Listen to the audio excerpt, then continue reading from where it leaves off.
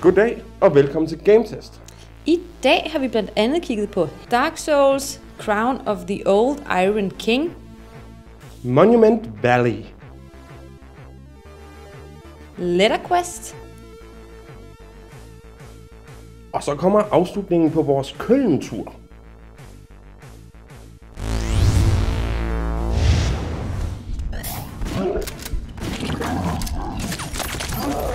Det er super fantastisk at se, hvordan vi her på Gametest efter mange hårde dage i Köln har formået at vedligeholde vores skarpe, analytiske og dybt kritiske røster, når det kommer til de spil, vi ser.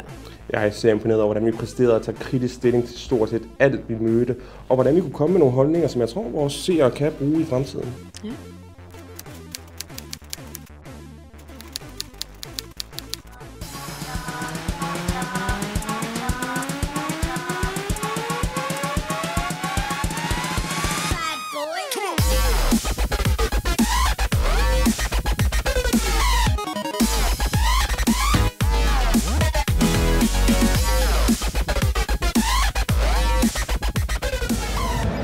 Jeg står her på GamesCom sammen med Christoffer fra Dwarf, som har været med til at lave Vores 2. Og Christoffer, vil du fortælle os, hvordan Dwarf Studios egentlig startede? Jamen, det er jo en lidt indviklet historie, som startede med en lille gruppe gutter på et universitet, der bestemte sig for at lave noget seriøst ud af deres spilindustrikarriere. Det gjorde de så ved, at de i en sommer flyttede ind i et lille klasseværelse, hvor de så havde nogle køleskabe med og lidt af hvert, eventuelt nogle madrasser til at overnatte på. Men i løbet af al den her tid, så havde det udviklet sig til at være konceptet om spillet Forst, som er vores debuttitel her. Og det var blevet meget seriøst, men manglede også et stykke vej. Nu står vi så her med Forst 2. Hvad er det nye i Forst 2 i forhold til Forst 1? Altså, vi har nogle af de samme karakterer med, vi har noget af det samme setting med, vi har noget af den samme følelse i, at det er top-down, twin-stick shooter og sådan nogle ting. Men samtidig er der så mange nye ting, i kraft af, at det ikke er et historisk spil på samme måde. I stedet er det sådan en roguelike, hvor du får nogle tilfældigt genererede baner, du spiller igennem, og du får helt tiden nye monstre, helt tiden nye udfordringer, og så dør du ofte, og så prøver du igen, og så dør du, og så prøver du igen, og så bliver du ved, så bliver du bedre og bedre. Og samtidig med det, så har vi tilføjet, at online-komponenten er en større del af det, på en måde, hvor du spiller mere kompetitivt mod andre. Forst 1 havde nogle co-op-elementer. Har det her også det? Vi har det ikke lige nu, fordi vi lige har lavet alfaen, men det er helt klart en af de features, vi har tænkt os at tilføje meget snart. Så laver vi en 2-player co-op mode, så man kan spille sammen med sine venner igennem de her arenaer. Hvornår har I planer om, at Forst 2 kommer ud? Planen er, at det skal ud tidligt 2015. Måske bliver det en gang i det andet kvartal, men det er omkring. Ja. Jamen, så ser vi frem til det og håber, at vi får Forst 2 og se starten af 2015. Jeg har lige været inde og fået prøvet The Evil Within fra Bethesda. Vi måtte desværre ikke filme noget, så jeg vil sådan give en lille fornemmelse af, hvad det var, jeg fik prøvet.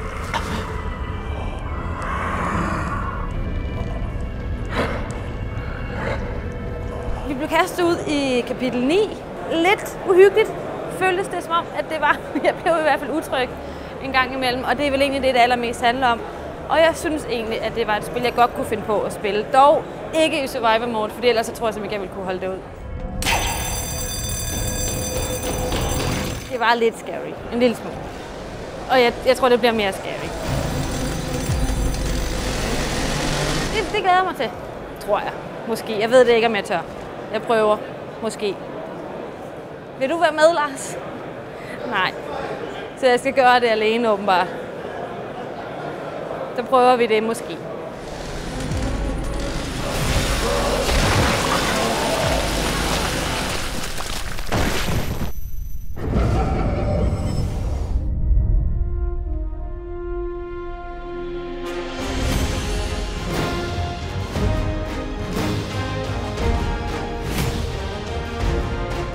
Vi har lige været inde og se på et spil, der hedder Köln. Det virker som en blanding af Torchlight og Dragon Age 1. Artstylen og den måde, du styrer på, er meget ligesom Torchlight, men den har det her element med, at du er mere end én karakter. Så du kan også sætte på pause, og så styre dem efter det. Klassesystemet virker meget interessant. Der er godt nok kun 3 at vælge imellem, men alligevel så har det så meget dybde, at du nærmest kan vælge, hvad du vil. Du har kun mulighed for at have 2 abilities på hver karakter, og alligevel så er der, jeg tør næsten ikke sige, hvor mange at vælge mellem ved hvert skilltree. Så det virker meget interessant, og jeg glæder mig til at se fra det. Det skulle gerne komme ud i starten af 2015, men nu må vi se, hvad der sker.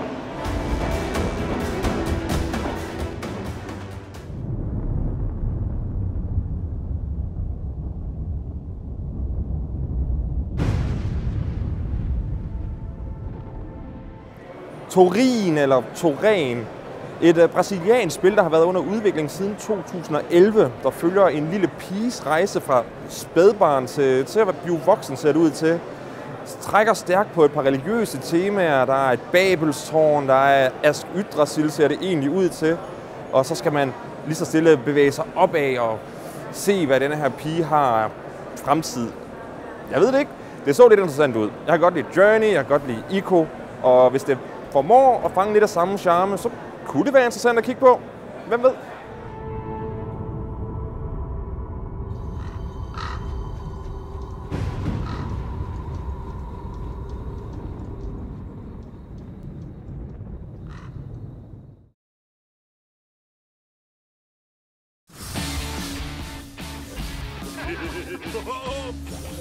Jeg sidder her med Lindsay Pearson, som er senior producer for Sims 4. And Lindsay, could you give us some of the biggest reasons why Sims should replace the Sims 3 with Sims 4? It has these brand new Sims with these all new personalities that are really unique and really individual, and an all new emotion system which really changes the way they move about their day. On top of that, we have all new creativity tools, a brand new create a sim and build mode, which are totally new that I really hope people will jump into and push and pull around and move around rooms. So smarter Sims in The Sims 4 really comes down to the way that they can multitask and go throughout their day, and the way that they can do a lot of things at once that a normal person can do that the Sims couldn't do before. What about the jobs? Are we able to go with our Sims on the job now, or is it still like it's always been? Your Sims will get a job in a lot of interesting careers, and while they're at work, you can actually select the tone of how they're working, and that's something we've seen before in The Sims. But when they come home, they'll have special goals to work on, to work towards getting a promotion, and they can actually bring home special objects from that job. So it's a nice way to, again, add to that Sim personality and create this identity that feels different than other Sims in the world. When will The Sims be released? The Sims 4 will be released September 2nd in North America and 4th and 5th in Europe. Great, looking forward to it.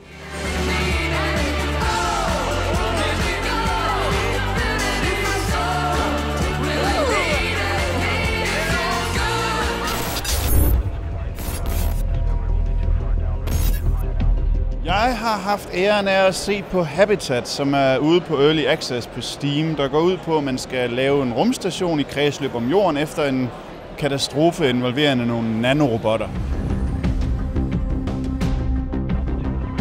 Det er et spil, som går meget op i, at man skal kunne samle rumskrald og bygge sin egen rumstation ud fra det, og så styre den rundt for at bekæmpe de her nanorobotter og nogle pirater og alt den slags. Det virker ikke helt færdigt endnu. Faktisk er det meget i prototypestadiet, men de snakker stadig om, at det skal komme ud i starten af 2015. Kan det lykkes? Don't know.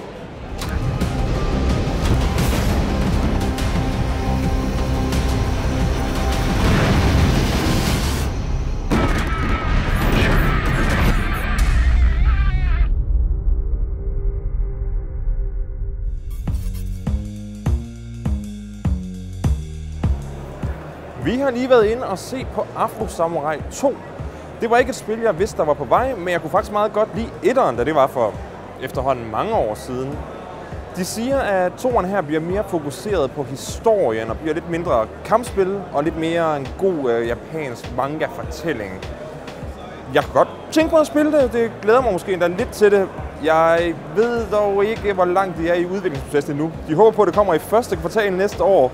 Det kunne jeg godt have min tvivl om, men hold øje med det.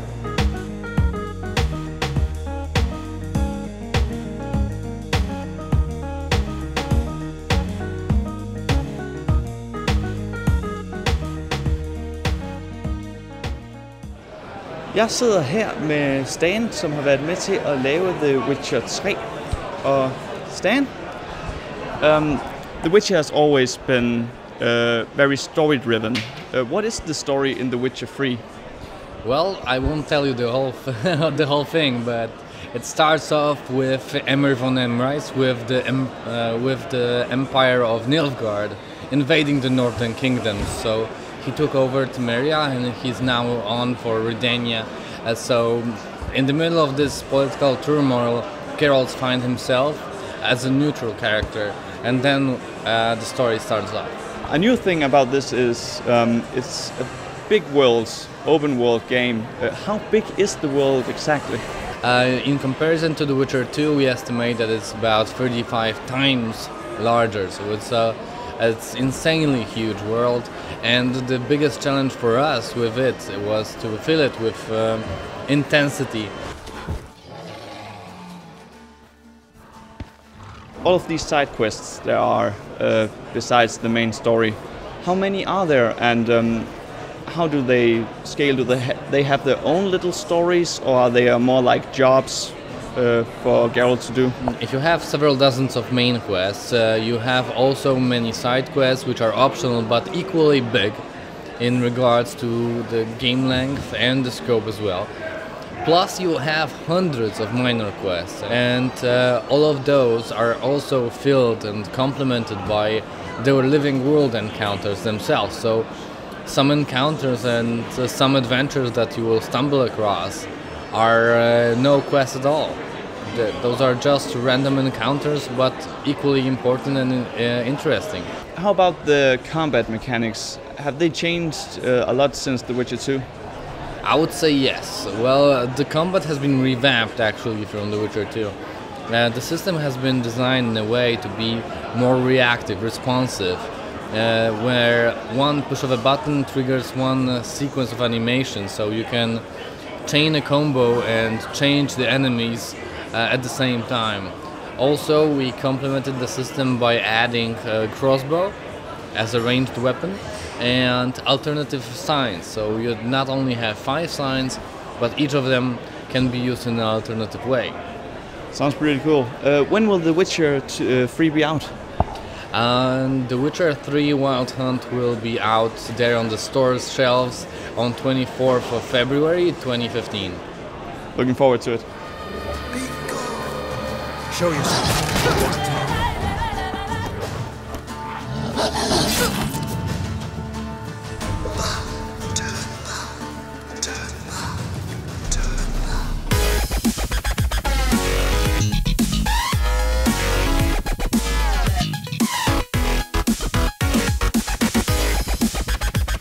Så er GamesCom så småt ved at pakke sammen, og det er vi egentlig også. Vi vil gerne lige sige, hvad vi sådan har fundet ud af, vi kan nok glæde os mest til. Jeg har aldrig spillet Fable. Jeg prøvede lige Fable 3 i dag faktisk, og det glæder jeg mig lidt til at prøve. Det minder mig sådan lidt om mange af de brætspil, vi efterhånden spiller. Hvad med dig, Lars?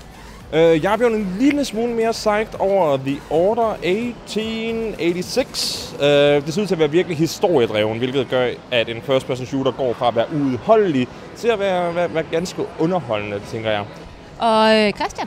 Jamen, jeg var meget positiv over Project Totem, som kommer fra det danske Press Play, og det var, altså jeg var for det første ret god til det, og det var en meget charmerende lille puzzle-platformer, hvor der var co-op-elementer, der gav rigtig god mening, så det glæder jeg mig rigtig meget til. Væk fra local co-op over til online co-op, så Evolve 4 mod 1. En, der er et stort monster, og 4, der er nogle jæger, der skal rende rundt og have nogle specialiserede klasser, der giver sådan en højere enhed, som kæmper rigtig godt sammen. Det var super fedt at prøve det, og jeg glæder mig så meget til februar. Kasper, hvad glæder du dig til? Force 2 blev jeg faktisk glædelig overrasket over. Det ser rigtig godt ud. Og så blev jeg faktisk også igen glædelig overrasket over The Witcher 3. Jeg var en af dem, der ikke kunne lide 2'eren, men 3'eren så faktisk rigtig godt ud og ændrede på nogle af de ting, som gjorde 2'eren skidt for mig. Så jeg ser faktisk også rigtig meget frem til The Witcher 3. Super. Jamen, vi har alle sammen fundet noget ud af GamesCom, så det var vel egentlig det handlede om. Og jeg håber, at I har fundet ud af at følge med os på turen. Både det, I lige har set, og også de små ting, der er kommet undervejs. Mic drop, synes jeg, det ser så pisse sejt ud. Okay. GamesCom out!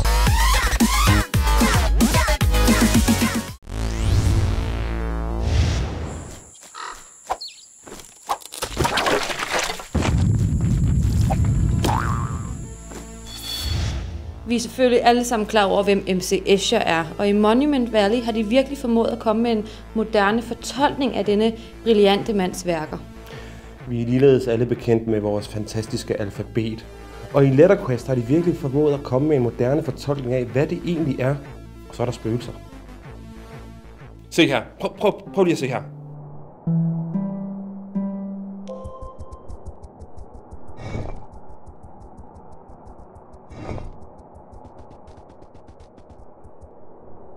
Sådan der. Præcis sådan der skal et spil starte.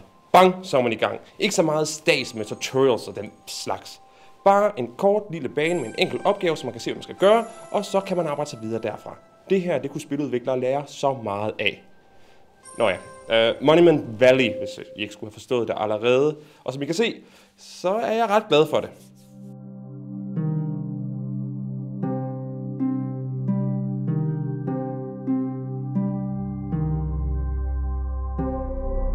Det er efterhånden lidt tid siden, at Monument Valley udkom, så er der nok en del af jer, der allerede kender det.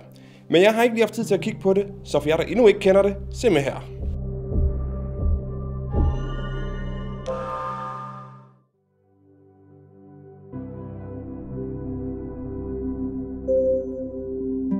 Monument Valley er et lille spil, hvor du skal navigere en prinsesse igennem 10 forskellige baner. Du kan trykke der, hvor du har en hen, men det er nødvendigt for dig at manipulere selve banen, så vejen ikke bliver blokeret for prinsessen. Men det handler ikke bare om at flytte en blok her og lave en bro der. Nej, det drejer sig om umulig geometri, som vi kender det fra MC Eschers billeder. Eller for jer, der er lidt yngre, som vi kender det fra filmen Inception.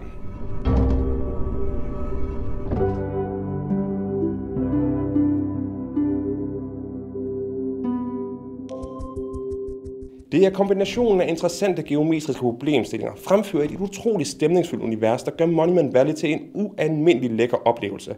Ja, man kunne næsten kalde den for meditativ.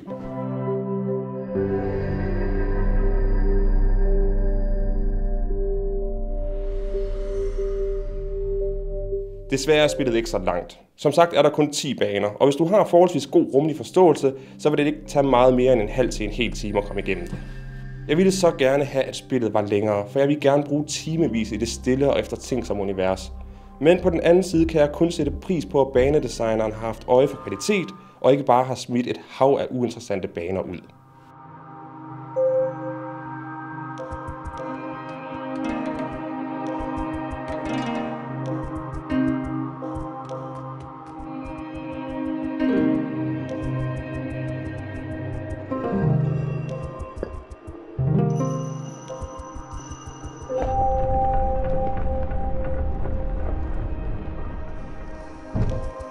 Der er måske nogen, der vil mene, at 25 kroner, som spillet koster, er lidt for meget for bare en times underholdning. Og fred være med det, jeg kan dog kun personligt anbefale det på det varmeste.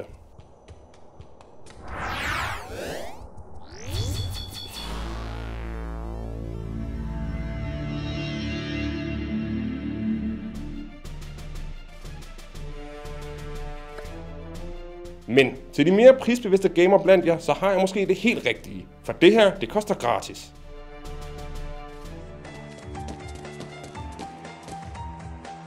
Hvis du som mig egentlig godt kunne lide Wordfeud, men også så spillets store svaghed, så er Letterquest måske noget for dig. Hvilken stor svaghed var der ved Wordfeud, hører jeg dig så spørge. Ja, andre mennesker naturligvis. Bedst som man sad der og lige stolt havde skrevet en erektion. Hvad skete der så? Absolut intet. Bare fordi den toss, man spillede med, ikke længere kiggede på sin telefon. Så sad man bare der alene med sin erektion og ingen at dele den med. Det er som jeg altid har sagt. Man skal ikke sætte et menneske til at gøre noget, man kan få en computer til. Det er så her Letterquest kommer ind i spillet. Det er nemlig også et bogstavspil, men i stedet for at være et åndssvagt multiplayer-spil, så er det et singleplayer RPG. Kan I se, hvad jeg mener med det? Det er sgu genialt! Nu kan man sidde timevis for sig selv og stave ord mod spøgelser for at slå dem ihjel. Det tjener man så krystaller på, som man kan bruge til at opgradere ens le og rustning.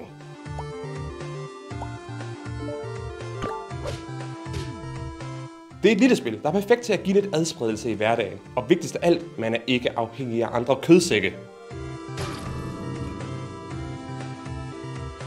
Spillet bliver faktisk rimelig hurtigt udfordrende, specielt fordi det er på engelsk. Så når man spiller en bane på tid, så er det ikke bare lige sådan at finde de lange ord, der giver meget skade. Man kan selvfølgelig købe krystaller for rigtige penge, så man kan opgradere sin karakter. Og man kan også betale lidt for at undgå reklamer. Men alt i alt, så kan man få den fulde spiloplevelse uden at betale en krone.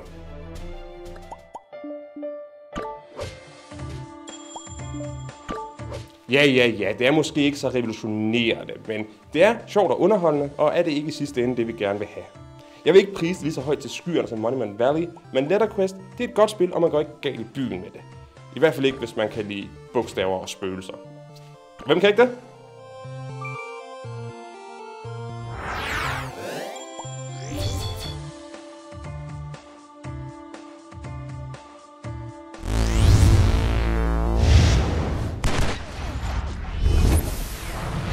Jeg tror efterhånden, Peter han har opgivet at spille andre spil. Han har endnu en gang taget et kig på Dark Souls.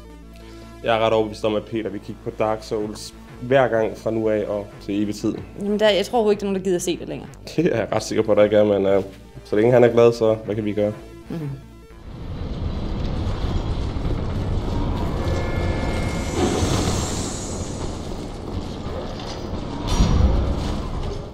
Endnu en måned, endnu en omgang Dark Souls 2 DLC. Siden jeg i sidste program kiggede på det første kapitel Crown of the Sunken King, er andet kapitel Crown of the Old Iron King kommet på gaden. Det er derfor blevet tid til andet afsnit i Peters Dark Souls hjørne, hvor I løbende anmelder spillets tredelte udvidelse og langsomt arbejder mig hen imod at kunne give en endegyldig karakter til pakken. Hvor Crown of the Sunken King foregik i en klam og mørk underjordisk tempelby, foregår Crown of the Old Iron King i et smukt solbeskinnet tårn. Men lad dig ikke narre. Efterhånden som du bevæger dig dybere og dybere ned i Broom Tower, bliver der mere og mere ubehageligt at være. Så fat dit foretrukne våben og fyld din flaske op med Sweet Sweet Estus. Dit Dark Souls eventyr er først lige begyndt.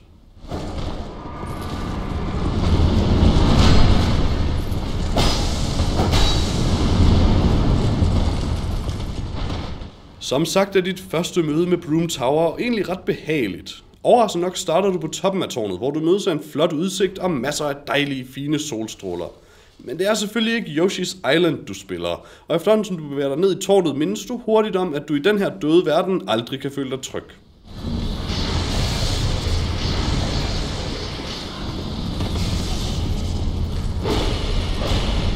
I stil med første kapitel lægger Crown of the Old Iron King nemlig hårdt ud, og tøver ikke med at kaste en håndfuld fjender i hovedet på dig på én gang. Gerne fjender, der pludselig dukker op bag dig, eller på andre irriterende måder overrasker dig.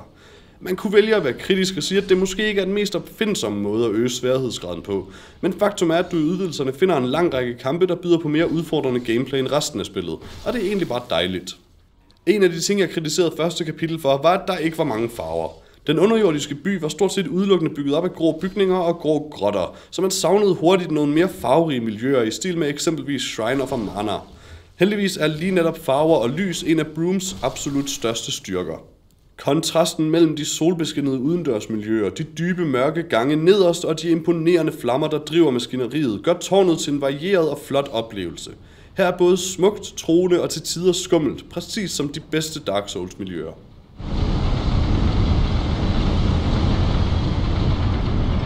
Hvad angår reelt nyt indhold, ligger Crown of the Old Iron King cirka på samme niveau som det første kapitel. Her er igen en håndfuld våben, spells og ringen, men i den her omgang intet skjold. Til gengæld er der den her gang flere sæt af rustninger, som i øvrigt ser ret fede ud, så de af jer, der spiller Fashion Souls, har lidt ekstra at lege med. Personligt er jeg ret vild med Simpletons Ring, der laver din almindelige rullemanøvre om til en slags sej Nightcrawler-agtig teleportation. Du ruller egentlig stadig bare rundt, men det ser bare lidt sejere ud, når man forsvinder og dukker op igen i en lille røgsky.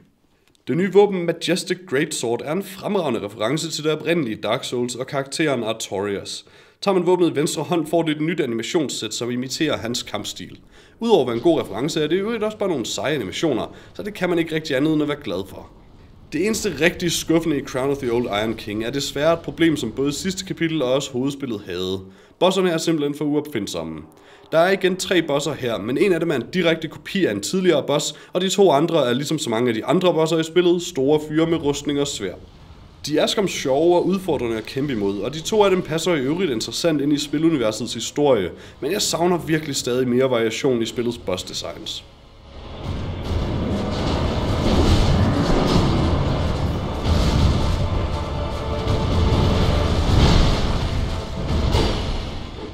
Ligesom sidst vil jeg i den her video kun give en midlertidig karakter. Indtil jeg har spillet tredjedel af udvidelsen, kan jeg ikke rigtig udtale mig endeligt om kvaliteten.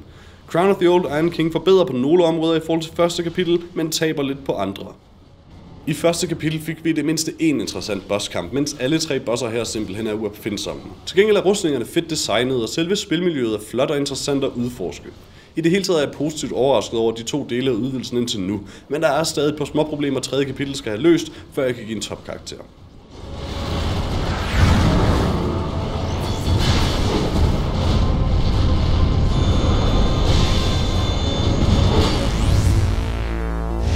Hvis der I gerne vil se mere, så kan I selvfølgelig bare finde os på alskens online teknologi. I ved, hvor I finder os. Men hvis ikke I vil være til alt det moderne, så bare følg med om et par uger. Så tror jeg vist nok, vi er tilbage. Og i mellemtiden, hold på formerne og hold jer classy.